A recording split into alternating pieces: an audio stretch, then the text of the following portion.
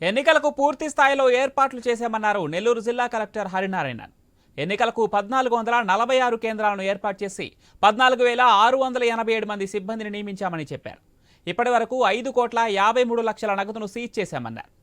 Vote లేని వారు, బయట వ్యక్తులు నెల్లూరు జిల్లాలో ఉండకూడదని, జిల్లాలో 144 సెక్షన్ అమలులోకి ఉంటుందని చెప్పారు.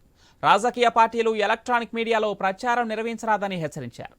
పోలింగ్ కేంద్రాలలో ఓటర్లకు నీటి సౌకర్యం, టెంట్లు ఏర్పాటు చేశామని వెల్లడించారు. జిల్లా ప్రజలందరూ తమ ఓటు హక్కును వినియోగించుకోవాలని కోరారు.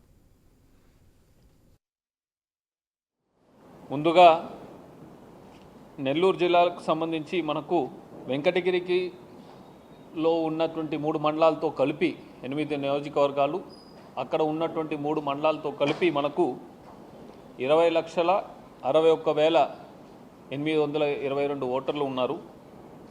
దాంట్లో పురుషులు తీసుకుంటే 10,08,792 మంది పురుషులు, స్త్రీలు వచ్చేసి 10,52,819 అండ్ థర్డ్ జెండర్ తీసుకుంటే 211 మంది ఎలక్టర్స్ ఉన్నారు.